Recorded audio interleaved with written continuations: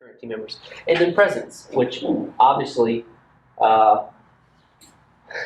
as it says in God's word, without Jesus, I'm nothing. I think John wrote that, right? I think in the Gospel of John, without him, I am nothing. Without God's presence, we're just singing some great songs, which songs are powerful. Music moves people. But I want the touch of God on what we do. And anytime I get up to lead, it's not about me. And so the presence, I think, is both spiritual and practical. Let me unpack that briefly. When I assess this, I think about a few things which can be tricky and ethereal. Number one, how do you measure God's presence? I don't know. So often we do it by feelings. I think that's one indicator.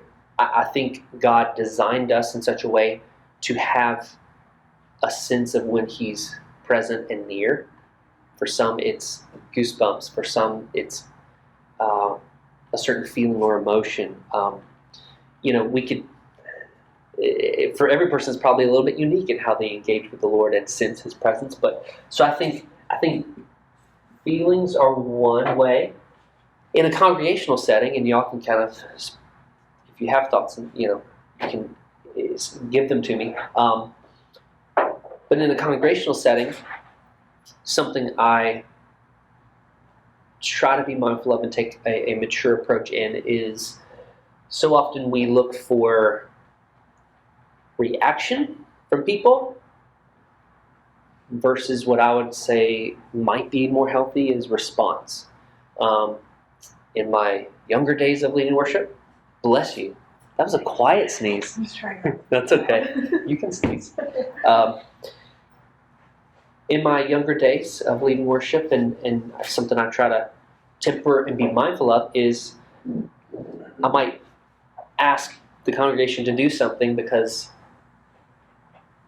I felt like it was maybe the right thing to do, or really I needed their reaction to validate the sense that, oh, well, God's presence was here because everybody was raising their hands or everybody was doing a certain thing.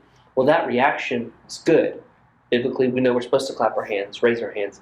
It is our job to invite people into doing that. So don't hear me wrong. But if I'm only gauging the success of a service or a song off of people's reaction, that might be surface level. Because I know there have been times I've raised my hands in worship, and I don't know how, there have been times where it wasn't maybe the most genuine or most powerful thing in that moment. It was just because someone asked me to. You understand? As opposed to leading people into an engaging moment with the Lord where the natural response is fill in the blank. Maybe they do lift their hands. For some, the most meaningful response they can have is to close their eyes and have a moment of prayer with God. Yeah. And that's where I think we just have to be careful to not let it be a physical outward reaction, that it be a meaningful, engaged response. So I'm just going to write, reaction versus response. And again, I ask the congregation at times, because some of it is training and teaching, hey, let's lift our hands. But I think leaving at if we only say, hey, church, lift your hands right now, we're leaving them just at a reaction.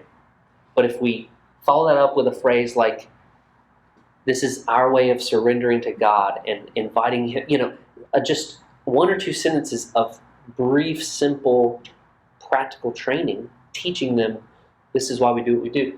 We're moving from reaction to response. Training them spiritually of, oh, this isn't just something to do, it's response.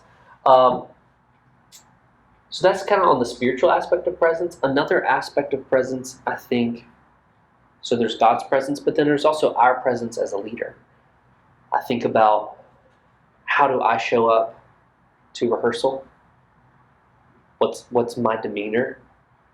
And this gets really practical, but what's my attitude like? Am I excited? Am I joyful? And I'm still me. I don't put it on and it's fake. But sometimes it is like David, it's the choice to say, soul, magnify the Lord. Mm-hmm. Like, we don't always have the best day. We can be real about that and say, hey guys, I need some prayer just like you need prayer, you know? On a practical note, I like to huddle the team together before we rehearse and just say, hey, let's pray. What do you have? Does anybody have anything we need to pray about or anything we need to celebrate that God's doing? It lets people know that we're not just here for a planned thing or going through the motions of a process. Or it's like, no, the people matter, your life matters, and we're going to pause and invite God into this thing.